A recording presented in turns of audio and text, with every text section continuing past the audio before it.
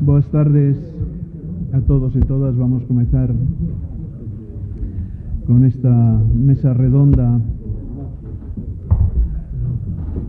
ubicada no contexto do ciclo de cine educativo que vimos desenvolvendo durante estas semanas.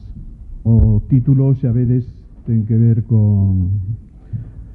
Seguimos no tema da educación e se concreta esta mesa sobre o tema do maltrato. Educación e maltrato e todo o que ten que ver en torno a esta problemática. Nestes últimos anos está acontecendo na educación un proceso, xa levamos casi medio siglo nese proceso de transparencia. Se lembrades moitos de nós cando nos éramos escolares que o principal problema que tiña, ou un dos principais problemas que tiña a educación, era justamente o tema da opacidade. É dicir, as cousas que acontecían dentro de un aula eran cousas prácticamente secretas entre o profesor e os estudantes, non? Ninguén sabía o que acontecía ali. E iso xerou unha especie de propiedade por parte dos profesores do territorio da aula e, por tanto, das cousas que ali sucedían. De feito, ninguén de nós que fomos profesores se atrevería a decir a outro: oye, que os estudantes falan de ti que fas non sei que, porque un diría: home, isto tedes que falalo con el, isto é unha cousa entre vos e o profesor ou a profesora que tedes, isto, os demais que vamos facer, este é o seu territorio, non? E esa opacidade que pouco a pouco se foi facendo máis transparente, cada vez se saben máis cousas do que acontece, por iso estánse descubrindo agora cousas que aconteceron hai moito tempo que as persoas non se atreveron a contalas e que, por tanto, quedaron aí como un sustrato moi negativo en eso, non? Claro, esa opacidade reforza a impunidade. Persoas que sinten que aquelas cousas que acontecen dentro de un aula non teñen consecuencias negativas, seguramente nin positivas. Os profesores tamén nos queixamos de que tampouco teñen consecuencias positivas. É dicir, ninguén sabe o malo que fago, pero ninguén se entera tampouco do bo que fago.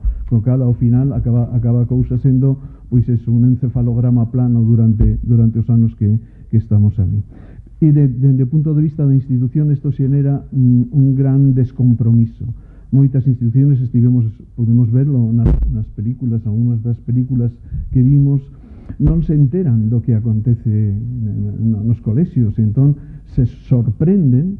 A primeira resposta é imposible que isto que me estás contando, isto suceda, isto non sei, ese tipo de cuestións. Por tanto, esta camiñada cara á transparencia é un proceso moi interesante, moi importante dentro do tema do maltrato que estamos a vivir como actualidade neste momento, non?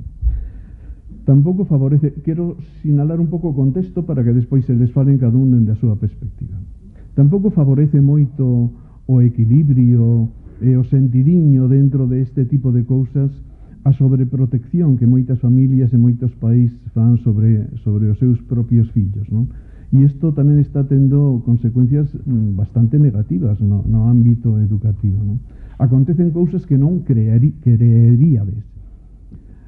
Hai escolas, e non digo escolas de calqueira sitio, escolas dos millores lugares en Italia e en algunos outros lugares, onde quitaron o césped natural para poñer césped artificial, porque dicían que o césped natural tiña bichos, e que os nenos como iban a estar con os bichos que caían no chao e que se ensuciaban, e que, por tanto, era moito mellor quitar o césped natural para poñer césped de plástico, non? En algúns lugares recubriron as árbores para que, non, claro, se un chaval vai e se tropeza co árbol, para que non se faga dano nese sentido. É dicir, tantas cousas que se prohibiron as saídas por los riscos que podían ter os nenos saindo fora da escola e facendo unha visita a un museo, a non sei que. En algún momento, os que estivechedes na educación, sabedes que isto que foi unha gran riqueza para poder facer unha educación máis aberta ao entorno, pois acabou sendo un problema. E así tantas cousas, diríamos, na que si quitas o risco dentro, pretendes eliminar o risco calqueira tipo de risco para entrar nunha situación de perigo cero.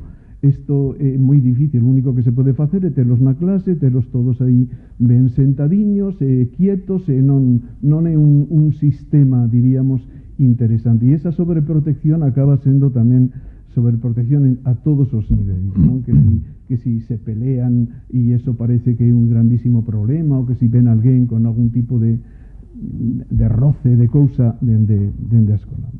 Teño casos aquí de Santiago que non quero comentar porque son moi chamativos ao respecto. E logo está a perniciosa situación de todo o que ten que ver co mundo da comunicación, das redes sociais e este tipo de cousas, non? Porque se tende moito a facer da anécdota categoría e, por tanto, un acaba enterándose sempre das cousas que acontecen e sempre son casos negativos, non? É dicir, xa se sabe ben que as boas noticias nin siquiera son noticias, quero decir que as cousas que aparecen e que sobresalen e que se comentan son sempre as cousas negativas. E en educación estamos moi faltos de narrativas positivas, é dicir, de que conten as cousas interesantes que se están facendo nas escolas. Algúns países sorprenderíanse moitísimo de saber que tipo de cuestións tan interesantes están traballando os nenos e os adolescentes hoxe en día nas escolas. Bueno, este é un pouco o tema no que deberíamos situar toda esta cuestión do maltrato.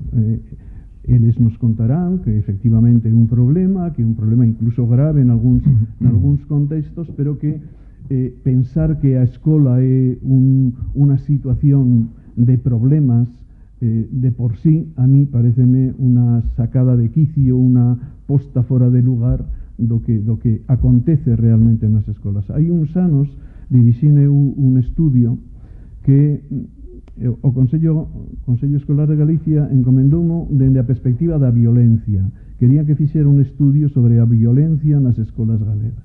Eu negueime, porque eso xa é poñer a violencia como temática, e pedín que cambiáramos o título para falar da convivencia nas escolas de Galicia, que me parecía un termo moito máis grato, máis amable, e que permitiría encontrar casos de violencia, pero tamén casos positivos de situacións que son as máis normales.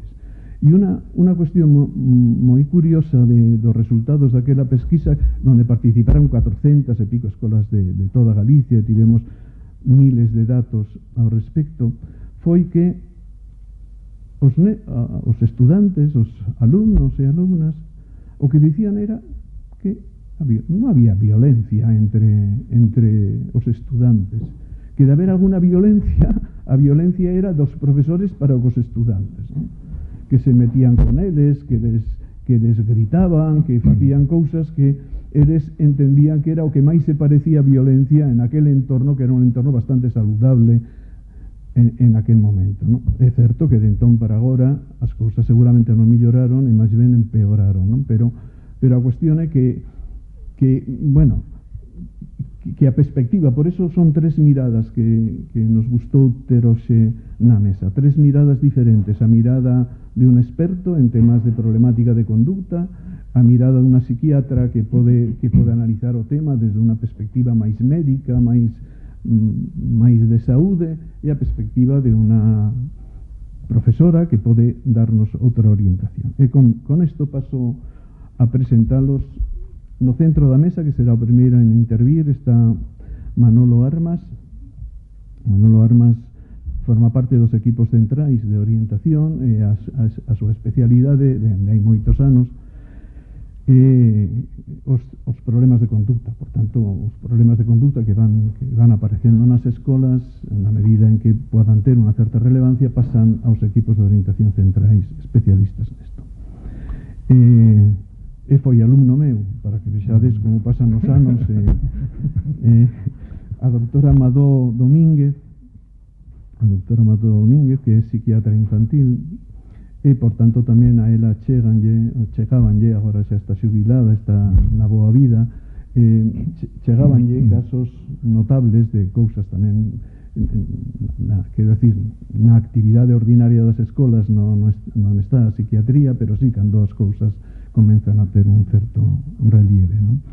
E finalmente está comigo Esther Martínez Piñeiro, compañeira miña na Facultade de Educación, tamén foi alumna miña noutros tempos, e a súa mirada hoxe non é tanto como profesora, como pedagoga, como persona experta en educación. Ela é a presidenta das AMPAs en Santiago, non? Das asociacións de pais e nais, e por tanto ten unha perspectiva diferente de como ven as familias, de como se lee esta problemática dende a perspectiva das familias. Moi ben, pois neste marco vamos comezar o diálogo. Falará en primeiro lugar Manolo, despois Madó e despois Esther. Adiante. Bueno, boas tardes, moitísimas gracias ao Ateneo por invitarme a participar nesta actividade. Gracias a Miguel Zabalza, que efectivamente, como el dixo, dirixiume a tesis fai 50 anos ou 60.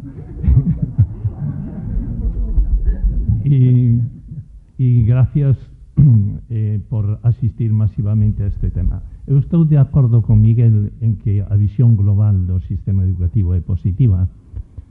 O que pasa, vou vos a falar desde o punto de vista do meu traballo. Entón, nos centros de educación infantil, primaria, secundaria, hai 3 niveis de orientación. A tutoría, o profesor tutor é o encargado de dar unidade ás distintas materias nas que se divide o ser humano na escola, e entón é o encargado de facer unha visión global dese alumno e preocuparse de que encaixen todas as pezas que lle van dicindo os distintos profesores, que habitualmente suelen ter máis a visión parcial da súa disciplina.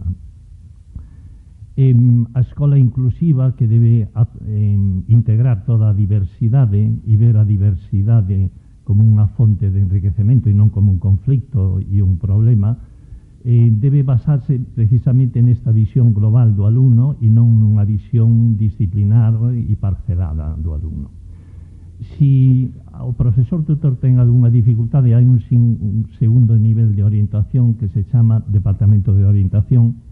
En todos os colexios de primaria e secundaria en Galicia hai un orientador que suele ser un psicólogo, un pedagogo, que faría unha evaluación dese alumno con dificultades e faría unhas propostas de intervención no ámbito familiar, social, a veces incluso derivando a saúde mental cando se observan dificultades grandes.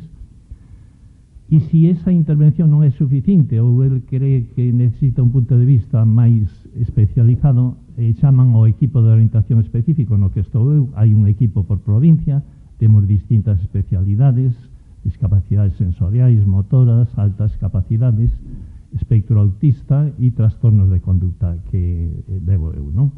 Entón, desde aquí vos vou a falar desde os problemas que chegan despois de haber pasado este nivel de tutoría, Departamento de Orientación e equipo de orientación específico. Gustaríame empezar con unha frase de Máximo Recalcati, un psiquiatra, que di: a forza da educación non estriba en recuperala para un ideal estándar de normalidade, senón en potenciala, defendela, amala. Esa é unha boa definición da educación. Amar a torcedura da vida. A torcedura da vida exixe excepción, desviación, diverxencia, herexía.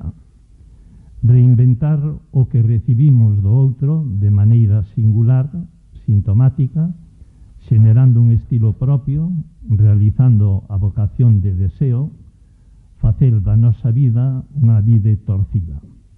É un texto bonito porque fai alusión a que todos somos vidas torcidas, no sentido de que a normalidade é unha cuestión estadística que se halla como media general, pero nadie é normal nese sentido. É dicir, afortunadamente todos somos únicos, irrepetibles e específicos en distintas facetas.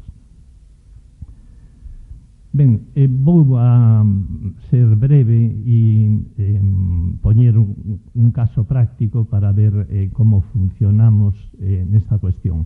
A nivel estadístico, estades fartos de ver cada día as estadísticas que se dan a nivel nacional e internacional de conductas de risco suicida, a pandemia que trouxo todos estos malestares de estrés, ansiedade, e que a nivel escolar o estamos percibindo de forma moi notable. Antes da pandemia, do confinamento e de todo o que nos pasou, nós, a nivel da provincia de Coruña, podíamos recibir 2 ou 3 conductas autodestructivas e estábamos ocupados en conductas disruptivas. Os profesores que se queixan, que non lle deixan dar a clase, un rapaz con certa hiperactividade que se move continuamente, que logo se asocia negativismo desafiante, que é outra etiqueta e que pode chegar a un trastorno disocial, e todo isto era o que nos ocupaba, demasiado centrado na conducta e pouco na persona global do alumno. Pero despois da pandemia, a mitade do noso tempo, ou as 3/4 partes, as dedicamos a temas de estrés, ansiedade, fobias, conductas autolesivas e amenazas de suicidio, con cartas de despedida, sobre inxesta de medicación, intento de saltar pola ventana. Son cuestións que os profesores os alarman moito porque non están formados ni nunca pensaron que eso fora cousas como que están na clase e un rapaz levanta a man e dice: profe, que fulanito va al baño con unha fila lápiz. Eu na miña vida pensei que unha fila lápiz podía ser un medio lesivo ou que podía ser destructivo, e si o é, porque desatornillan a cuchilla e se cortan no baño, non? Entón, todo este tipo de conductas non é unha cuestión da provincia da Coruña, é unha cuestión a nivel universal. De feito, a UNICEF acaba de publicar un informe sobre o estado mundial da infancia no ano 2021 que se titula En mi mente, promover, protexer e coidar a saúde mental da infancia, e a Save the Children acaba de publicar outro que titula Crecer saludablemente, entre paréntesis, un análisis sobre la salud mental y el suicidio en la infancia y adolescencia. Di a UNICEF que a pandemia non fixo máis que mostrar a punta do iceberg dos problemas de saúde mental. Debemos escoitar aos xóvenes de todo o mundo que cada vez alzan máis a voz e exixen que se actúe. E di máis adiante este mismo informe: as escolas poden ser entornos saudables e inclusivos nos que os nenos aprendan a reforzar o seu benestar, pero tamén poden expoñer aos xóvenes a determinados riscos como o acoso e a presión excesiva dos exames. Se trata de minimizar os factores de risco e maximizar os factores de protección da saúde mental. Ben, é unha cuestión universal, mundial, entón vou a poñer unha viñeta práctica para que nos situemos a forma de traballar. A proposta miña é que todo isto que está ocorrindo na escola, e para o que o profesorado non está preparado, pero sí traballa apasionadamente cando se lle pon en rede e se pasa información de saúde mental e empezan a falar entre eles sobre como axudar aos rapaces.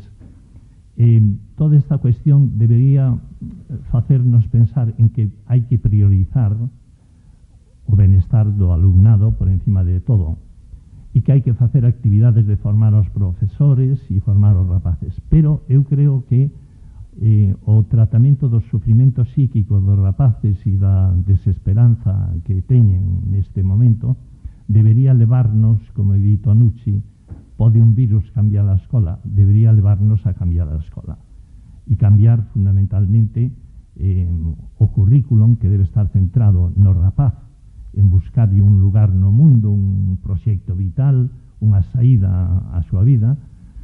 Debería cambiar nas escolas que estuveron pechadas e que ahora se abriron, pero que habría que reinventalas como sitios de encontro, de relacións significativas, de lugares donde elaborar proxectos.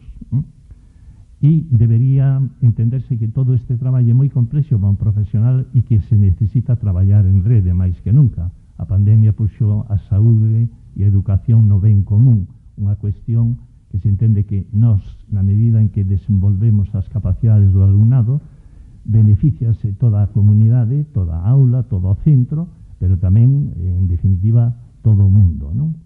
Entón, neste sentido, por exemplo, pois cheganos a nós unha carta, como teño por aquí, pero non vou a ler porque se non escapase o tempo, de un rapaz de segundo da ESO que di que cando leades isto probablemente non estarei aquí, haberei morto, porque non podo soportar esta situación, todo este tema.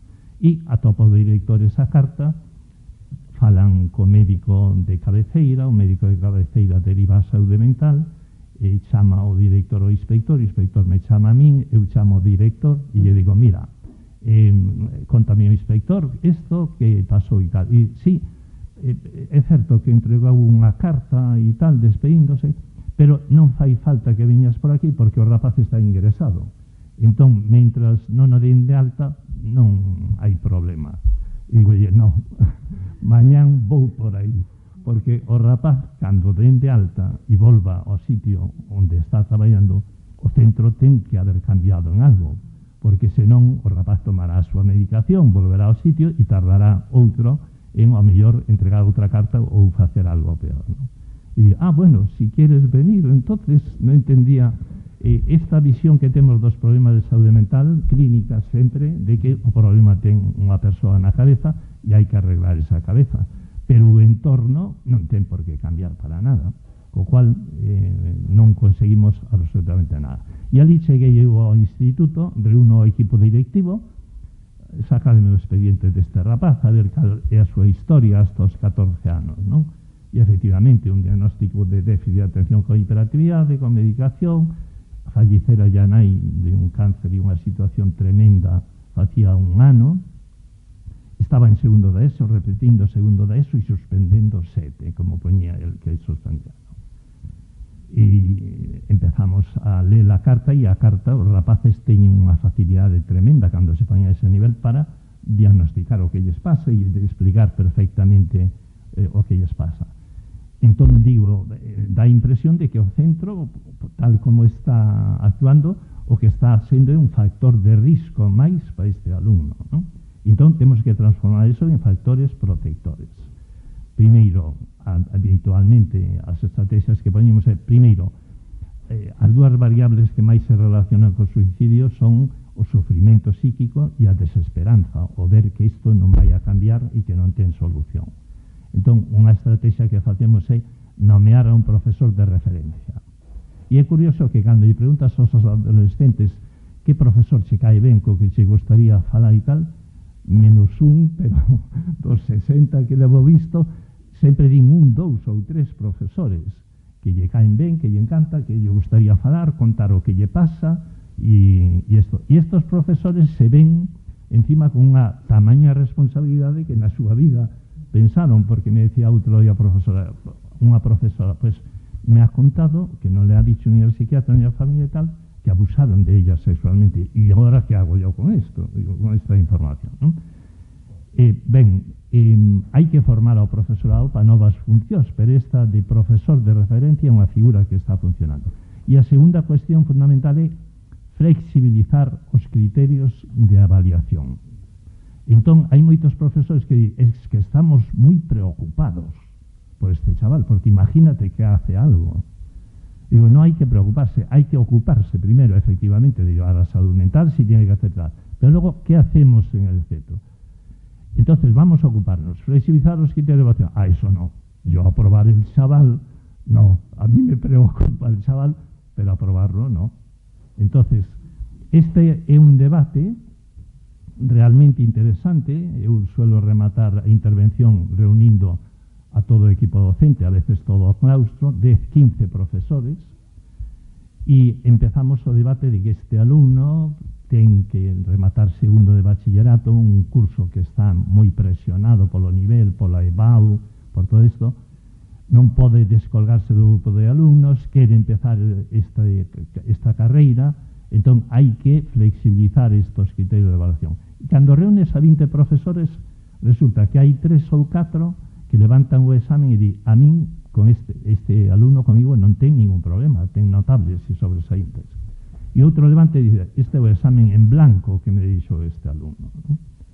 E entón, aí entra un debate que ao final parece algo simple, pero despois de darlle 1000 voltas, o DSM-5, o CIE-10, ou a clasificación de trastornos, chegas á conclusión de que o rapaz que lle cae ben o profesor e que percibe que ese profesor o quere, tal cual xo din, pero por que tal profesor estás de maravilla con ele e tal o que, porque este quéreme e estos outros quérenme perder de vista, non me queren ver diante, non?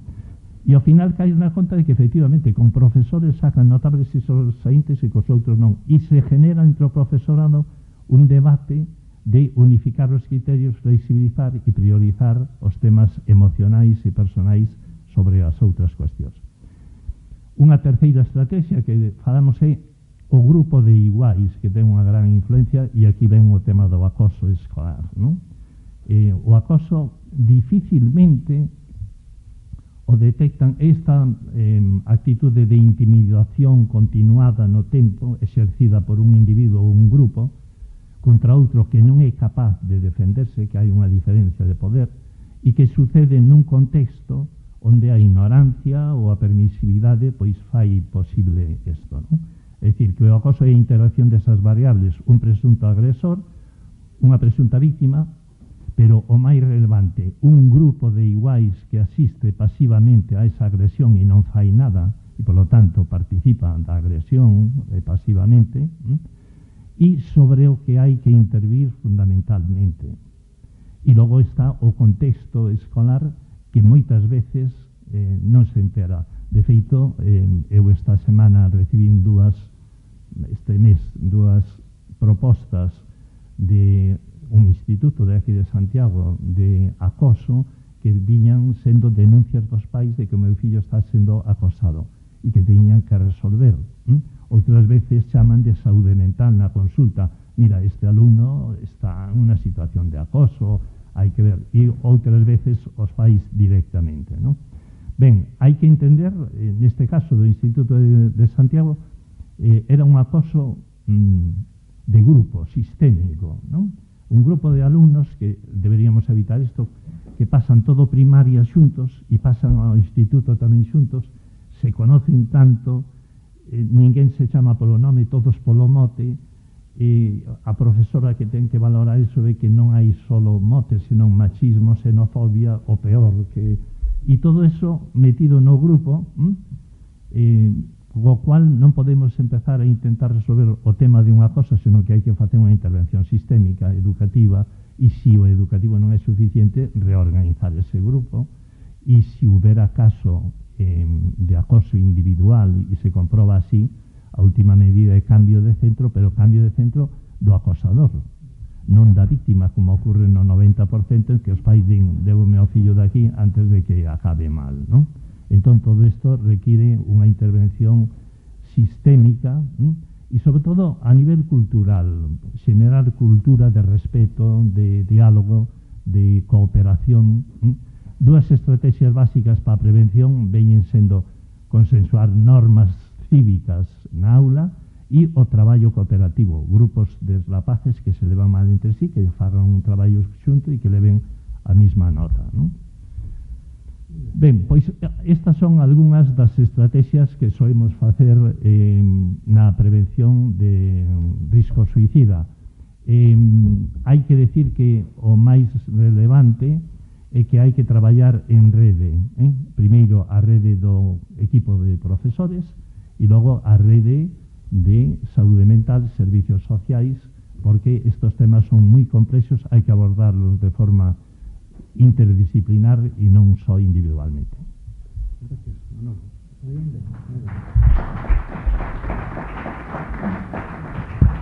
Bueno, pois tamén agradezo moito o convite, non vou enumerar a todos, escoita, non? Porque eu non sei se escoita.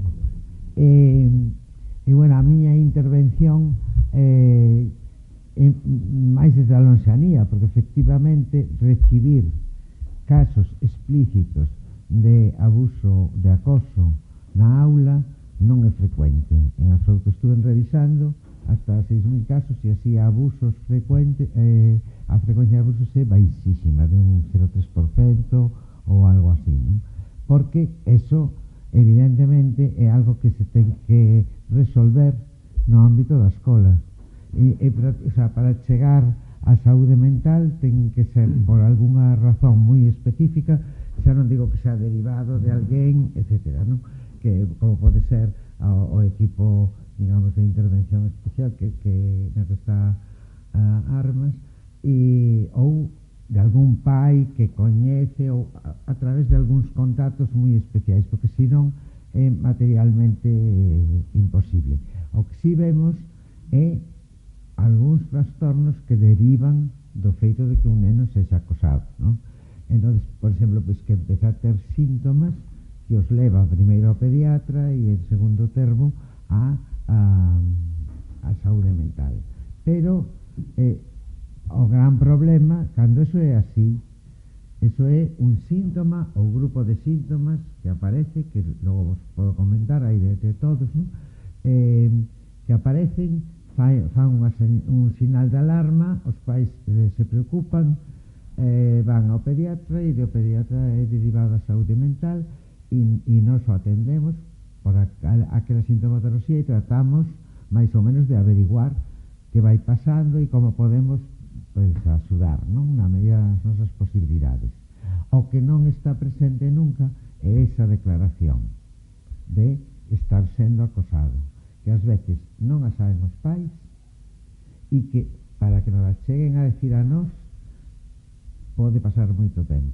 Nos tempos que andamos, creo que é moi difícil xa que nos chegue esa información, salvo que veña por esta outra vía, porque o neno non a conta, probablemente porque a súa situación é moi delicada e non se sinte non sinte que poida haber o apoio para eso, ao mellor por outras experiencias e, bueno, a fin de contas, para crear esa situación de comunicación ten que haber un contacto frecuente, importante e no que o neno se confíe, non? Que é o que decía aquí hai un pouco cando se fala desos profesores aos que todo o mundo que lle caen ben a todo o mundo, porque probablemente pois escoitan cousas e atenden e son empáticos, a fin de contas. Entonces, eso, pois cando, digamos, como eu son unha psiquiatra xubilada e por eso coñecín tempos mellores a pesar de todo, pois porque agora as consultas van a velocidades supersónicas, a frecuencias escasísimas e a todo, non? Eu tuve a sorte de poder citar semanalmente a nenos e ahora mismo, lamentablemente, pois cada 3 meses, bueno, e dentro de pouco non sei se será como será, porque vai isto agora xa o médico, o psicólogo ou o psiquiatra non lle van dar a cita, ou as últimas noticias que teño, decir, usted leva isto ao buzón e xa lle chegará a cita e nadie sabemos, o único que pode decir o profesional é en 3 meses, pero claro, ou en 1 mes, ou en 2 meses, pero se está todo ocupado, a máquina que cita, pois que fai? Non pode citar. Por eso digo que chegar a esas comunicacións, eu teño experiencia de despois de moitos meses de tratamento enterarme do que lle pasaba a un neno respecto de abusos ou de abusos de outro orden, non? Os que sean na familia, na contorna, no barrio, etc. E temos experiencia de pacientes que adultos, o sea, suxeitos adultos que cando foron nenos estuveron en contacto con nós, que nos viñeron a decir anos despois o que lles pasaba, o que verdadeiramente lles pasaba. Cando en esta situación, xa digo, salvo que veña explicitado desde outro lado, chega un neno a consulta, non só tarda en decilo, sino que trae un neno que está sendo acosado no medio escolar, ten unha experiencia dramática de non ter saída, porque o del hostigan ou están molestando outros compañeiros que teñen por regla xeral algo máis de poder físico e que teñen a veces un grupo de xente que observa, que cala, que non di nada e que en un momento determinado se decantan uns a favor de un e outros a favor de outro, pero os que máis os forza van facer son os que están a favor do maltratador. O acoso, o bullying, o acoso na escola, pois para min reúne todas as condicións do que coñecemos como maltrato á infancia. Ese maltrato do que falamos, de maltrato físico por parte de pais, adultos, etcétera, o maltrato psicolóxico por negligencia, abandono, porque ao neno se lle ailla, a ese neno maltratado, está aillado, non ten apoios, porque uns teñen medo, son partidarios do maltratador e outros teñen medo de caer de vítimas, que xa ven a panorámica. Entón o neno queda absolutamente solo e sabe que ten poucas defensas. E non teño así lembranzas de que algún falara directamente cos profesores. Eu creo que aí o equipo de orientación sería moi importante. Se o neno pode falar en contra un clima para falar deso, e pode traducilo, non? Pero dentro do que é a atención en saúde mental, desas cousas bastante fastidiadas, como non encontremos outros camiños. E ademais, o outro elemento é que este tipo de, claro, cando un xa hai un intento de suicidio, hai unha verbalización de ideas suicidas, hai algo que é potente, non a nivel conductual, o cual quere decir que van a ter que ser moi potentes, senón non nos vamos a enterar. Pois, cando hai cousas así, indudablemente claro que reaccionamos, pero o problema está cando todo empeza e se vai construindo e vai marginando a ese rapaz, incluso hasta convertilo, por lo menos o que se describe moitas veces hai, digamos, os acosadores ou abusadores, hai as vítimas, e logo hai un grupo que son vítimas e acosadores, é dicir, que a partir da súa victimización aprenden a acosar sobre outros máis débiles que eles. O sea que a teoría, a cuestión é como se vai perpetuando unha cadea de violencia e de que é a única saída, non? Eso a min é o que me parece moi preocupante. E sempre, eso sí, nunca se enteran os adultos, e só se enteran, claro, cando a cosa es grave, ¿no? Mientras tanto non se enteran, porque ademais o acosador sempre sabe onde acosar, e nunca é en presencia de adultos, nunca é no sitio onde está o profe, e nunca é nin que estén os pais, ¿no? Só hai outros que están tomando notas, que ás veces teñen os mismos problemas, ¿no? Estos acosadores, desde ese punto de vista, creo que aquí se falaba de la posibilidad de traballar en rede dentro da escola, e iso é moi importante, non só, eu creo que en primeiro lugar ten que ser para as víctimas, pero que son os nenos acosados, ¿no? Pero tamén hai que plantearse que o acosador ou lle botamos unha man, ou algún día, non digo que os contrapoñamos, non, volvo por este, non, se trata de traballar en rede, ¿no? Entonces, ou o día de mañán terán graves problemas e serán un problema para sí mismos e para a sociedade. Quer dizer que por propio egoísmo, non, ou conveniencia, pois habría que ocuparse tamén deso, porque en que se vai convertir en o que chamamos ahora que decimos moito en psiquiatría un trastorno da personalidade, que definimos como trastorno da conduta antisocial, e que está condenado pois a cadeas e a marginación esa persoa, e a non facer ben, que onde salga vai mal. E entonces, despois de eso, decir, como nos encontramos en saúde mental aos nenos acosados? Pois xa digo, a través ás veces de síntomas que parecen sencillos, que parecen non ter importancia. Un neno que controlaba esfínteres e deixa de controlalos, sobre todo o esfínter vesical, non? Raitis.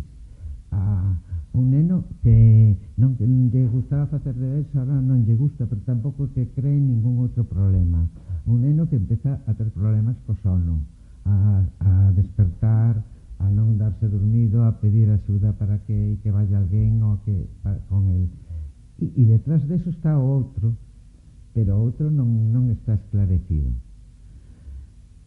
Nós temos encontrado esa situación. A outra situación é cando o neno chega a decilo e os pais, bueno, se non lle fan caso, estamos na mesma de antes, non? Só se poden, se non o teñen en conta, porque consideran que a mí tamén, de pequeno tamén había problemas e tal, non?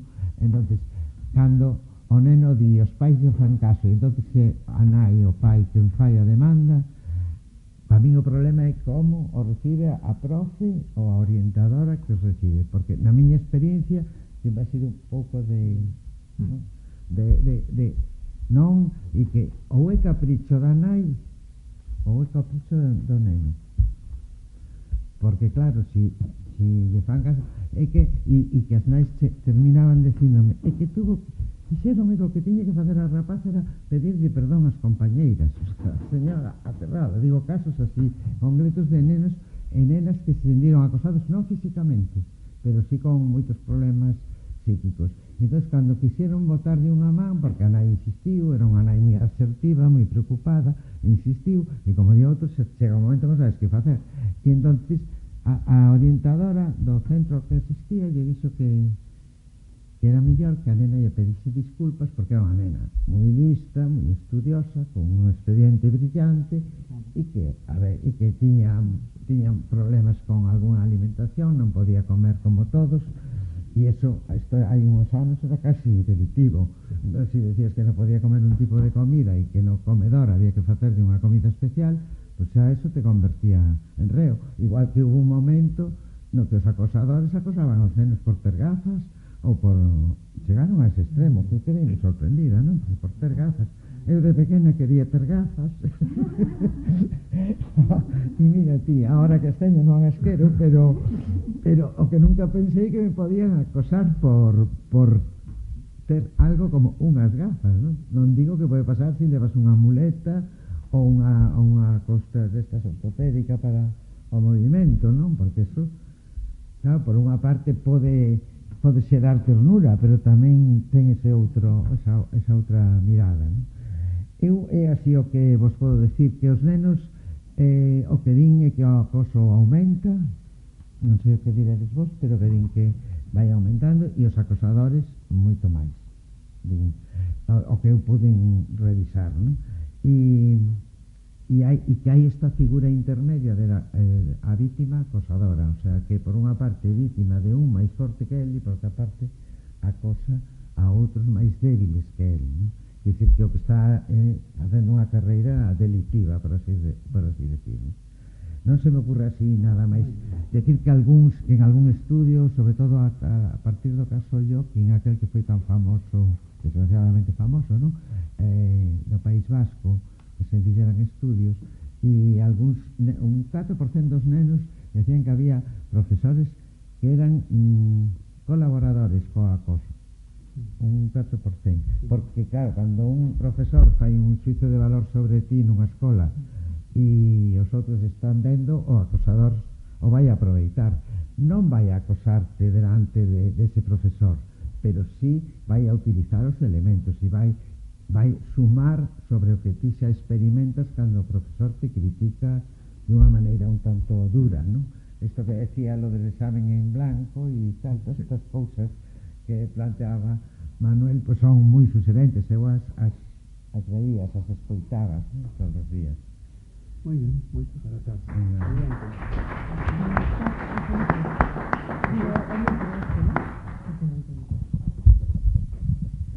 Escoítase. Bueno, boa tarde, tamén agradecer este convite do Ateneo. Eu en esta mesa vou presentar o punto de vista das nais e dos pais, das familias, en torno a este tema, non? Como presidenta da Federación de AMPAs Compostela, que engloba en este momento as AMPAs dos centros públicos non só do Concello de Santiago, sino de 20 tantos concellos da comarca, somos en este momento 58 AMPAs, e tamén é o punto de vista da nosa confederación, que é AMPAs Galegas, porque, bueno, é unha cuestión que atinxe a todo o país, non só a esta comarca. en primeiro lugar, vou contar, bueno, de que falamos as familias cando falamos de maltrato. En algunhas cousas, bueno, hai coincidencias cos outros ponentes. A partir de aquí, facer unha valoración do modelo de convivencia escolar que prevalece como pauta xeral nos centros escolares, como é un modelo restrictivo desde o noso punto de vista, e facer unha proposta de cara a configurar un modelo de convivencia moito máis profundo e moito máis democrático nas escolas, como unha vía de conseguir o bo trato e o respeto profundo por cada suxeito en ese camiño unha escola inclusiva e equitativa, non? Cando falamos de maltrato, obviamente o primeiro que pensamos e o que me veo a min a cabeza, o que pensamos as familias, claro, é en ese dano, non, que exerce un menor sobre outro, un grupo sobre outros, para causar sufrimento, non? Sexa de maneira física ou de maneira psíquica, e que dana o compañeiro ou a compañeira, e ás veces de forma reiterada, non? E aquí estaría o tema do acoso como unha permanente instigamento dun grupo sobre outros, non? Aí non temos dúbida. Entraría aquí todo o que agora xa está orde do día, que é o ciberacoso, non? E o cibermaltrato tamén, podemos estender a expresión, como todos eses comportamentos irrespetuosos, de burlas, de exclusións, non? De hostigamiento que se producen nas redes sociales, sobre todo na etapa de secundaria, que cando teñen xa o móvil de maneira xeral, tamén, bueno, é unha forma de maltrato, non? Pero nós tamén queremos poñer atención en que todo o que non é bo trato, de algún xeito, camiña hacia o maltrato, non? Quero decir, non fai falta chegar a ese dano físico ou a ese hostigamiento psíquico, pero burlas, desprecios, malas maneiras, malos modales, empurróns, son comportamentos que non son bo trato e que, polo tanto, bueno, pues teñen, digamos que se alonsan do que son os principios dunha escola respetuosa, dunha escola inclusiva e dunha escola, bueno, pues que forme unha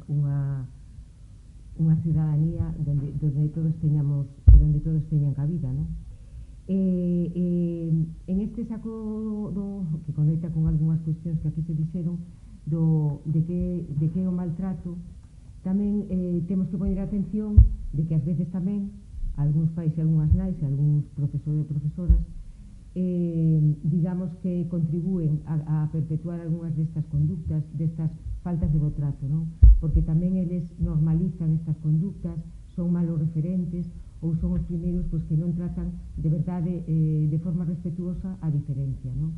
E efectivamente, pois, sí que é algunhas das cuestións que preocupan as familias, porque, por suposto, non é generalizable, non? Pero hai algún profesorado que efectivamente ás veces ridiculiza a un alumno ou desprecia a outro, e sí que esta é unha maneira pois, de alentar efectivamente como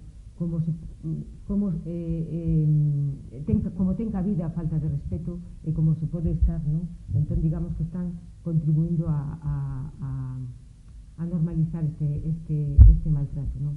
Sí que efectivamente que as conductas de maltrato están silenciadas, non? E moitas veces as familias non sabemos delas, porque non chegan, porque están normalizadas estas pequenas conductas, ou porque hai este silencio, este medo por parte dos que son maltratados ou os que son acosados, non?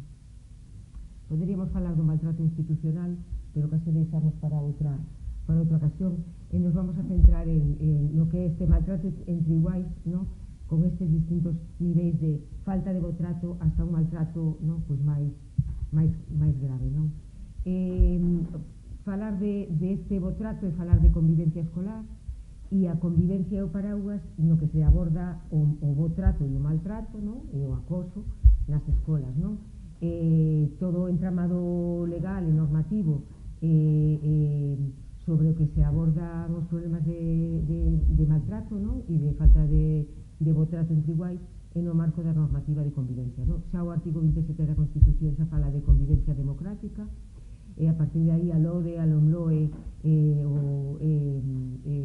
bueno, abordan a necesidade da aprendizaxe da convivencia nos distintos niveis educativos, e en Galicia existe normativa, por suposto, que no que se aborda pues hai a lei de convivencia, o decreto de convivencia, donde se articula como se debe traballar a convivencia ou como se debe enfrontarse ou buscar ese bo trato, non?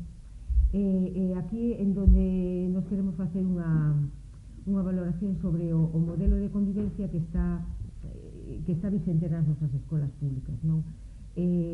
Cando falamos de convivencia podemos falar de moitas formas de convivencia, ou distintas formas de entender a convivencia, é como un gran paraugas, non? E o modelo de convivencia que máis perdura nos nosos centros, desde a nosa lectura que facemos, é un paraugas que quedalle moito por abrir, non? Estamos en un modelo de convivencia onde fundamentalmente a convivencia é conter o acoso ou conter o maltrato, non? Establecendo normas e establecendo en todo caso sancións cando eso se produce. Entonces, mayoritariamente a convivencia se entende como contrarrestar esos comportamentos indeseables, non? Con castigos previamente pautados, non? Si revisamos os plans de convivencia, por exemplo, dos centros escolares, non entran de cheo en como traballar a convivencia, en como aprender a convivir, sino en como actuar cando se dan esos comportamentos. E isto é unha maneira de actuar cando, non? Por suposto, non pasa en todos os centros, hai outros centros con outras formas de, digamos, onde o paraguas da convivencia está máis aberto, non? Por utilizar esta metáfora, e onde se traballa, pois, por exemplo, o tema da mediación escolar, onde se forman alumnos e alumnas para ser mediadores, para aprender a escoitar e a buscar puntos de encontro, para evitar o situacións de violencia a través da negociación. Hai centros escolares onde se fai énfasis na formación emocional e afectiva do alumnado como unha maneira de prever o maltrato, non? A aprendizaxe da xestión das emocións e da xestión da ira, por exemplo, como unha maneira de prever tamén pois estas condutas violentas, disruptivas, maltratadoras e acosadoras, non? E son pasos que avanzan hacia un modelo de convivencia máis aberto, máis profundo. Pero nosotros, bueno, abogamos por un modelo donde teñamos un paraugas da convivencia moito máis aberto, non? O que é unha convivencia profundamente democrática nos centros que, bueno, non é doado, pero será unha maneira de prever de moitas das conductas disruptivas, maltratadoras, acosadoras que se dan nos nosos centros escolares, non? Estamos pensando en un modelo de convivencia donde construir comunidades, donde os centros escolares sean comunidades democráticas e donde a convivencia se aprenda desde cero, desde xa, e impregne o modelo de centro a nivel curricular, a nivel organizativo e a nivel sociocomunitario, non? Donde realmente o alumnado aprenda a escoitar e a ser escoitado, a respetar e a ser respetado, non? Cada uno coa súa individualidade, e donde todos eles teñan cabida e donde todos eles sexan un valor para os demais. Claro, isto require cambiar un pouco os nosos centros, non? Eu aí tamén comparto con Manuel.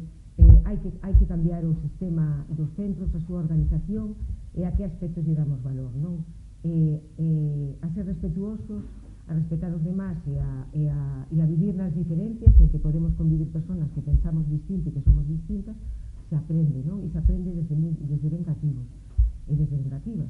Entón, ese é o modelo de centro no que nos defenderíamos, non? O que nos defendemos, donde se lle dé un papel moito máis protagonista aos nenos e nenas, donde realmente participen en moitas das decisións que se toman no centro, para que se sintan parte desa comunidade. Eu son parte dela, esta comunidade me afecta como son coas miñas diferentes, e eu teño valor para eles, donde entre a cultura do entorno e da familia, e donde exista moita máis permeabilidade entre o contorno e o centro, non? A verdade é que a pandemia non axudou nada a moitas cousas que se empezaban a facer nos centros e que se fan. Por suposto, a nosa lectura non se pode externalizar, hai centros con propostas moi interesantes, non? Pero é certo que bueno, algunos pasos que se daban en aperturas de centro tamén, a verdade é que a pandemia tamén os limitou e os restringiu. Pero sí que, bueno, reclamamos que se den pasos cara a este modelo de colexio, non? Pensamos en centros escolares máis pequenos para poder ser comunidade onde se poidan coñecer uns e outros, centros onde se promova moito máis a convivencia entre familias, profesorado e alumnado, donde o alumnado de distintas edades realice moitas máis actividades, donde as actividades complementarias e extraescolares sexan un espacio estupendo para traballar a diversidade, porque todos somos diversos, pero todos podemos facer actividades distintas e aportar, bueno, pois hai que dar pasos aí, non? Algúns pasos se poden dar cara a esa apertura do paraguas, do que falaba en algúns centros, e isto supón poner unha reclamación, e creo que les damos ano que compartimos coas propias direccións dos centros, que fortalecer os departamentos de orientación, hai que dotalos de máis profesionais, as orientadoras e os orientadores non dan feito. É así. Temos institutos de 700, 800, 900 alumnos e alumnas con unha orientadora. Pois non podes atender a diversidade, non podes atender o acoso, non podes atender promover esta formación socioafectiva do profesorado, do propio alumnado, sin eses recursos, non? Pero sería importante, entón, fortalecer os departamentos de educación, de orientación, fortalecer a formación socioafectiva do alumnado, aprender a recoñecer as emocións e a gestionalas, dar ferramentas ás familias tamén temos que aprender, as nais e pais ás veces non sabemos tampouco como atender estas circunstancias que chegan. Agora, os temas de saúde mental, por exemplo, viñeron de cheo coa pandemia.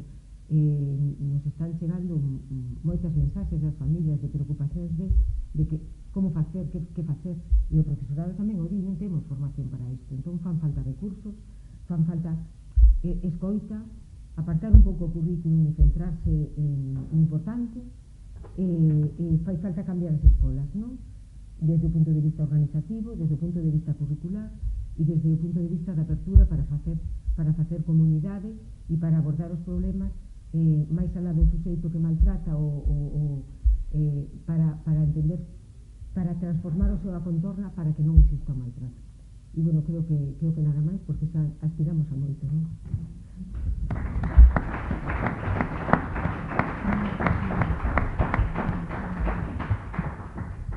Bueno, xa dichedes que os problemas son moitos e as olladas tamén poden ser moi variadas según dende onde se mire e onde se poña o foco. É o tempo para o debate, para falar, tamén para que faledes todos os que irades facer algún comentario, alguna pregunta, expresar alguna inquedanza ou contar alguna experiencia. Adiante. Venga, Manolo.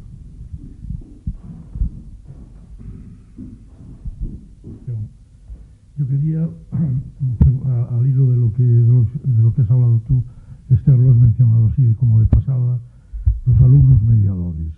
Ante estructuras como la que planteó Manolo, en fin, de todas esas comisión de orientación, realmente los alumnos pueden mediar en un conflicto con la misma capacidad en estos momentos que esas estructuras de las que habéis hablado.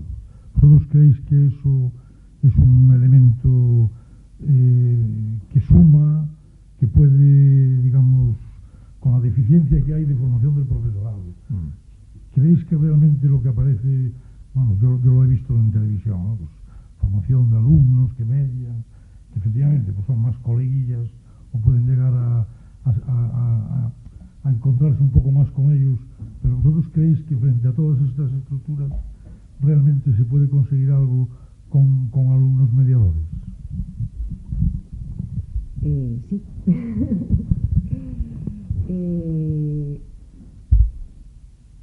Hay experiencias en centros educativos donde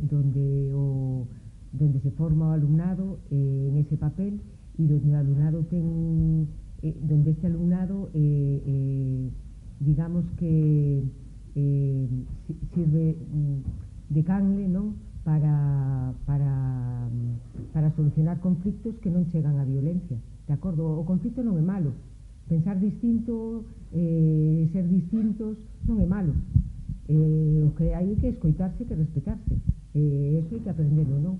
Entón, sí que é importante, porque non é o mesmo o papel que pode ter un profesor ou unha profesora ou un secretario de estudios, son os de arriba, son a jerarquía. O alumnado ten que aprender entre eles de que poden solucionar os seus problemas por si mesmos e de que poden escoitarse. Entonces, ás veces, esa carne de que outro alumno se mede o espacio para solucionar os problemas e poder poñer sobre a mesa que me está pasando, que penso eu, que pensas ti, que me está pasando, si sabe facelo, é unha forma de prevención de chegar a situacións de violencia, ¿no? De máis ou menos violencia. Entón, é unha forma de traballo entre o alumnado que supón un aprendizaje para o conxunto. O interesante non é que haxa algúns alumnos mediadores, é que todo o alumnado sexa mediador, é dicir, que o alumnado teña a capacidade de escoitar, de entender, de poñerse na posición de outro e de decir, te comprendo, ainda que non comparto o que ti pensas, vamos a chegar a un acordo, este é o acordo que podemos chegar, e iso que queremos, iso que esperamos dunha sociedade democrática, e iso que hai que aprender nunha escola para ter cidadáns demócratas, para ter cidadáns que saiban escoitarse, pensar distinto, pero aceptarse. Entón, en situacións cotiás de pequenos conflictos, porque conflictos en un centro educativo hai moitos, todos os días, non? Son 700 alumnos e alumnas co claustro, bueno, estou pensando en un IES, pero 300, 400 en un centro de primaria, non? Dos que temos aquí alrededor. Son moitos os conflictos, entón hai que solucionalos, non sempre ten que haber unha figura adulta que veña a solucionalos. É importante saber que nós podemos solucionar os nosos problemas. Bueno, sí, eu estou de acordo. Creo que a mediación é especialmente útil cando o conflicto está empezando. Cando está enconado, a mediación pode ser desastrosa totalmente, non? Entón, cando o conflicto é fuerte, o que se requiere un especialista que se entreviste con cada parte separado e que busque elementos, primeiro, de convivencia ou de disminución desa tensión. Eu son partidario de que o grupo de iguais se implique en casi todo. Son adultos e, por citar en caso concreto, outro día me chamaba a directora de un instituto dicindo, bueno, dúas nenas que se tomaron pastillas, entraron mareadas no instituto, empezaron a decir o que pasou e tal, chamamos ao 061, e entón, pois, estaban a ambulancia ali, elas vomitando, e era hora de saída, e saía todo o instituto, viron isto, o que quero saber eu, que lle teño que decir aos compañeiros mañán, non? Bueno, pois, teslle que decir a verdade, é dicir, non se pode andar ocultando, no, es que se mareou, que tal, decirlle a verdade e como está organizado eso, pois estas alumnas necesitan axuda, están recibindo axuda, e ver que ese é un problema que existe e que os iguais, primeiro, temos que empezar por non acosalos, nin molestalos, nin ridiculizarlos, nin tal. E segundo, podese facer unha tutoría de iguais. Nós temos, pois, en Santiago, nestes últimos meses, temas de proceso de duelo nos centros educativos, dous cativos, unha de larga enfermedade e outra que tiña unha enfermedade seria, pero non se esperaba e o desenlace foi inmediato, non? Entón, o proceso de duelo nos centros, primeiro, o que hai que abordar é o proceso de duelo nos profesores, que efectivamente neste segundo caso me chamaron, pois foi en Semana Santa, o luns que era festivo e tal, que dous profesores que estaban impactados, que non querían volver á clase e tal, e se reuniron o luns de Pascua, que era festivo, eles, eu orienteinos telefónicamente porque me chamaron e tal, e dixen, pois, nós para o martes explicarlle aos rapaces o que pasou, necesitamos chorar un pouco antes e procesar o noso duelo, pasar por esas etapas de shock, negación, culpabilidade, desesperanza, alivio e reorganización. Sobre todo, reorganizarte ti para poder comunicarlle aos rapaces con un relato que eles se sintan a salvo e ti sereno comunicando eso, explicarlle o que pasou, non? E casi todos os profesores e directores ao final acaban mandando unha carta de agradecemento ás familias e aos rapaces, porque os rapaces están capacitados para procesar unha elaboración do duelo sempre cando teñan apoio familiar e social. Logo, sempre aconsellamos que se observe durante un tempo esa evolución e se efectivamente algún dos síntomas que decía Madoc antes se perciben, pois falar ca familia para derivarlo a saúde mental a través do médico pediatra. Pero casi todos os rapaces e a veces aqueles que menos destacan académicamente demostran unha gran capacidade de procesar ese duelo e damos as pautas sobre esa mesa e silla que ninguén se quere sentar nela, pois como se pode utilizar durante un tempo para escribir poesías e dibuxos, irse despedindo, e cando sepan emocionalmente teñan recolocado o seu compañeiro, pois un día reorganizar o espacio e a aula, retirando esa mesa e reorganizar tamén a convivencia. Entón eu sí creo que os rapaces, na súa capacitación, evidentemente un rapaz de infantil non podes utilizar a mesma linguaxe que un maior, pero sí se lles debe informar de todos estes problemas e requerir a súa colaboración sin culpabilizados, é dicir, non é culpa deles o que pasou, nin está nas súas mans resolver eso, pero sí en procesalo.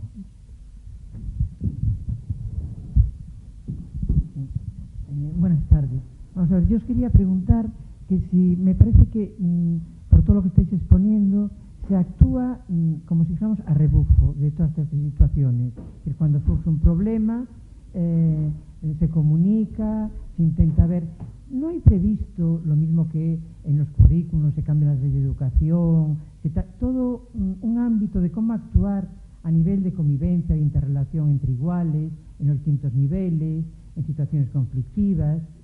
Es decir, esto no entra a formar parte también, porque vamos evolucionando, en el modo de intervenir, de interactuar en la escuela. Y me parece que queda como un poco a voluntad del centro, del distrito o del colegio.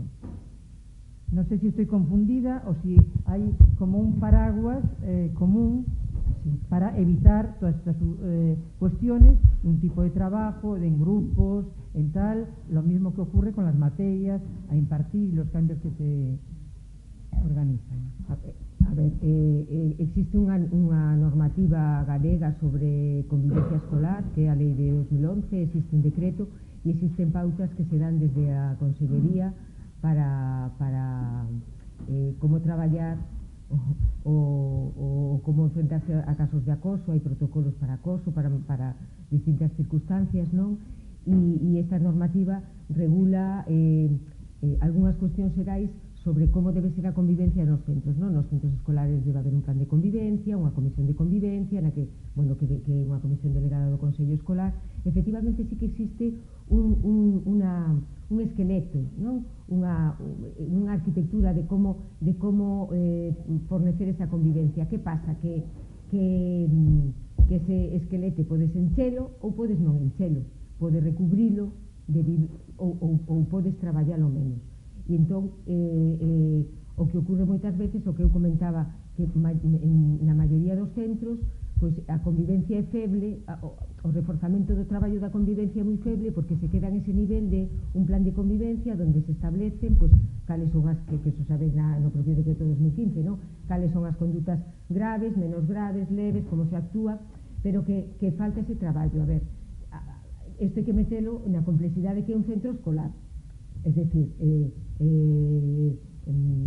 esperar que os centros escolares funcionen de outra maneira implica tamén repensalos desde a administración, repensarlos normativamente, reforzalos económicamente, quero decir, e cambiar o modelo de centro, non? Que se traballe así non estamos culpabilizando os centros, sino que quero decir que hai que repensar o noso sistema educativo, Eso ten que vir desde unha parte importante, ten que vir desde arriba, non? Quero decir, eu tamén comprendo que un centro escolar onde hai 700 alumnos e alumnas, que algúns que se incorporan a mitad de curso, unha sola orientadora, profesorado, profes sin cubrir, equipos directivos que non dan feito porque é a realidade, familias que non estamos, que temos que aprender a participar, e que eso hai que aprender, que temos que aprender que somos parte deses procesos educativos, aínda que estén en secundaria, que ten que abrirse as portas dos centros e que temos que saber estar,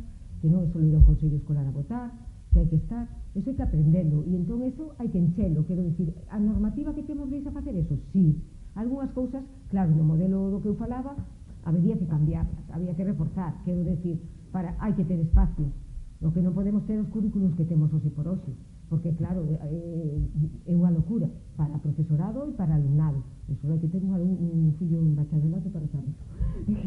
Entón quero decir que sí que hai que encher sí que hai un entramado que poderíamos modificalo, esa arquitectura legal, pero hai que creer en ese modelo, de centro. Estamos pensando en centros moito máis pequenos, por exemplo, macrocentros con 1000 e pico alumnos.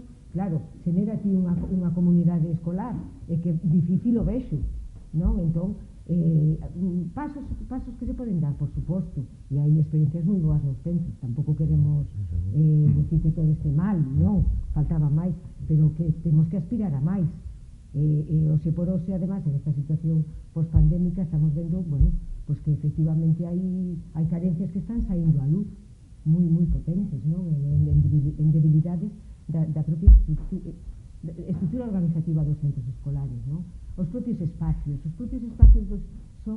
condicionan as relacións, pero como podes ter o alumnado casi de pé nas horas do recreo porque non pode moverse cando chove porque os espacios son mínimos? Entón, claro, necesitan tamén esos espacios para interrelacionarse a través de moverse, a través de fojar, como decimos. Entón, hai moitas cousas que cambiar e hai que pensar en outros modelos de centros máis amigables, máis respetuosos, máis pequenos, non? Vale, bueno, non sei se queredes. Non, estou de acordo. Eu creo que con respecto a eso que se vai avanzando, que isto, dicir, ven que señalan para aí os libros algún pionero que xa no 73 falaba do acoso escolar, por falar un pouco do tema este, non? E aínda hoxe, non? E aínda teñen pasados ben cousas para que estemos onde estamos, e que non son fáciles dar resposta a todo eso en unha estrutura tan complexa, porque pois o que están dicindo, un montón de alumnos, un montón de profesores, cada un da súa maneira, e con moitas cousas que limar, que todo eso se aprende ás veces, pois cando se aborda un tema, se vai a por un problema, se buscan solucións, e entonces incluso encontras xente super creativa, que ten respostas, que colaboradora e que axuda, pero es que non teñen aínda o medio para eso, non? Que os pais se sinten a veces extraños, os profesores sinten que os pais só van ali a determinadas cousas, eso capta sempre que tratas con nenos, os nenos teñen o seu criterio e os perfiles de profesorado, e tamén teñen detrás a súa familia, que hai de todo, non? E hai de todas as características. Vamos a ver, sobre algo que se comentou fai un momentiño, sobre o tema da mediación, ¿no? Sobre o tema da mediación que se comentou fai un momentiño, pois dicir que claro, esa mediación ten que estar construída, ten que estar supervisada, ten que estar dirixida polo grupo de orientación do centro. Ten que estar supervisada, ten que estar construída polo grupo de orientación do centro, ¿no? Eles son os que, digamos, dirixen esa mediación entre iguales, ¿no? Y eso funcionará en función de cómo esté construida esa mediación. Y luego, sobre lo demás que se falou aquí, creo que hai que considerar distintas etapas, o sea, non ten nada que ver o que é o bachillerato co que é a ESO. tampouco ten nada que ver no que é o primeiro ciclo da ESO co que é o segundo ciclo da ESO. No primeiro ciclo da ESO hai un curso que é o segundo da ESO que é especialmente conflictivo, porque aí xuntase unha serie de alumnos que están fora do sistema, que non lles interesa para nada o sistema.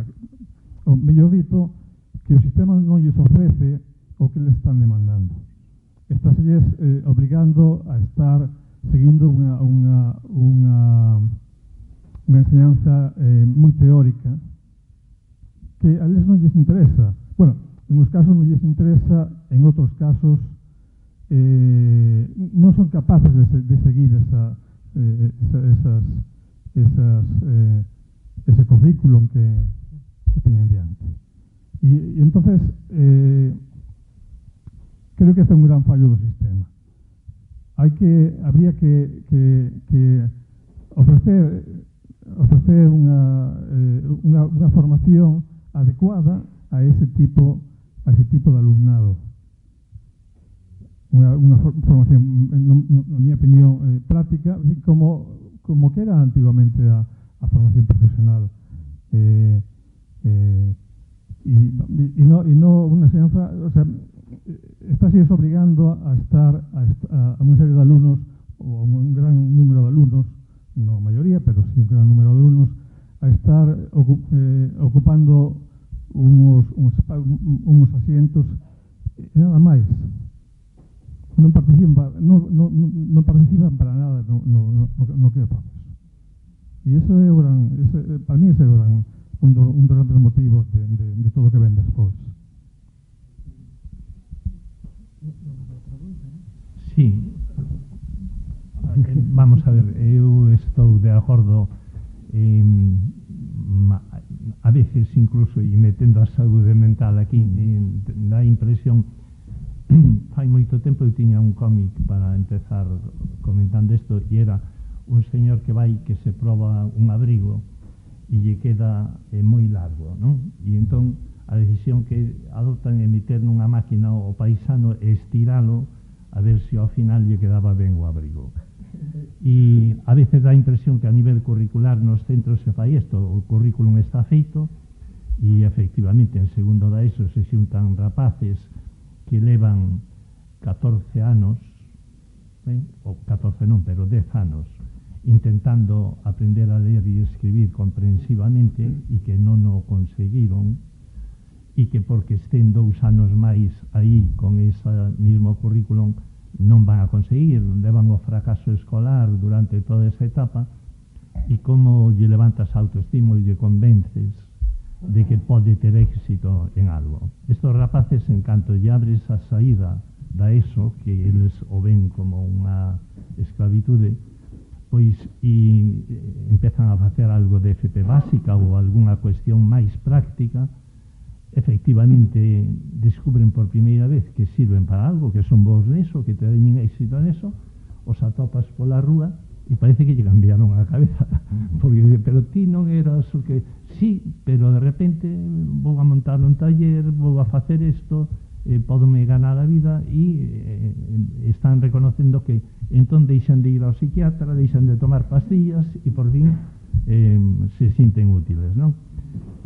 Desgraciadamente, cando tes unha solicitude para ver a un rapaz con problemas de conducta, sempre se cae encima un mal rollo dicindo alguén que quere sujetar a este rapaz nun sitio tal. E por eso a primeira estrategia para modificar os problemas de conducta no ámbito educativo sempre é o currículo. Este rapaz non se está enterando de nada, adáptalle, ponlle cousas que estén ao seu nivel e que empece a despegar. Antes de probar técnicas conductistas, de tempo fora, de mételo, no, adáptalle o currículum. E un rapaz que está ocupado en algo que ten éxito non vai estar molestando aos demais. Ahora, se está na clase sin enterarse de nada, algo ten que facer, romper a clase para que por fin lle fagas caso, non? Bueno, vamos a ir concluyendo. Como bichedes, saíron temas moi interesantes, moi centrais dentro da temática que tiña a mesa de hoxe, non? O impacto da pandemia, a necesidade de pensar as escolas como entornos saudables, entornos que construen a persoa, os acosadores acosados, os acosados que se van a convertir en acosadores, e por tanto todo este círculo, diríamos, o ciberacoso, a normalización da violencia, a necesidade de que a convivencia, é dicir, non facer unha mediciña de cura, senón unha mediciña de prevención en temas de convivencia, a necesidade de apoios ás familias, es decir, todo un conxunto de temáticas están moi vinculadas con todo este tema do maltrato. Pero se me deixades facer unha síntese de todo isto, fixadevos unha cousa. Nós estamos falando de educación, pero non falamos de contidos da educación, de disciplinas. Estamos falando de educación dende esa outra perspectiva, porque a xente, cando pensa na escola, pensa que a escola é un lugar onde se vai a aprender ou ensinar. Os profesores vamos a ensinar, os estudantes veñen a aprender. E todo se reduce a como ensino e eles como aprenden, pero non é certo. A escola vamos a vivir, e na escola se vive, non só se aprende, se ensina, e nos ensinou a pandemia como os temas de saúde non son temas de conteúdos, de matemáticas, de física, de non sei que eu teña que abordar, son temas que veñen coa miña vida e que veñen coa miña relación cos demais. Encontréme unha vez unha profesora de bioloxía en un curso que din en Vigo, era de secundaria ela, que dicía: estou farto de todas estas cousas que os pedagogos falades da escola. Eu son bióloga. Me presentei a unhas oposicións porque sabía bioloxía. Me contrataron porque sabía bioloxía. E quero ensinar aos estudantes a bioloxía que eu sei. E non quero saber nada máis dos meus estudantes, nin se teñen problemas, e se non teñen, se a súa familia vai ben, se non vai ben. Eu son experta en bioloxía, o que sei é bioloxía, e o que quero ensinar aos meus estudantes é bioloxía. E non quero preocuparme de máis nada. E esa mentalidade a teñen moitos profesores. Quero dicer que algúns están moi centrados no seu, pero é que a escola non é só a bioloxía. Te vas a encontrar na túa clase estudantes que veñen con unha serie de cargas, unha serie de circunstancias que a súa vida, non é só a súa aprendizaxe. E, por tanto, é como cambiar a perspectiva da escola. A escola non é somente ese lugar, diríamos, de disciplinas, de conteúdos, de coñecementos. A escola é un lugar onde estou vivindo e vivo o mesmo que vivía na miña casa, estou vivindo ali, son a mesma persoa e teño os problemas que teño fora da casa, dentro da casa, no entorno no que estou, non?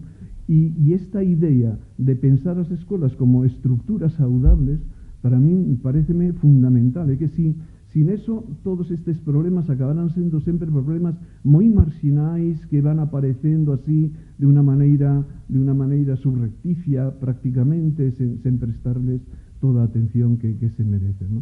E isto é un pouco, neso estamos, quero dicir, en como facer que as escolas estén pensadas non só como estructuras de transmisión de coñecementos, sino como eso, entornos de vida saudable, de vida, diríamos, no que as persoas vayan crecendo, non só en coñecementos, sino tamén na súa persoalidade, no seu equilibrio, na súa capacidade social, en todo isto que a escola tamén está chamada a desenvolver.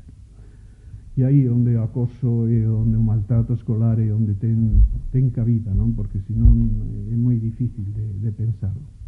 En fin,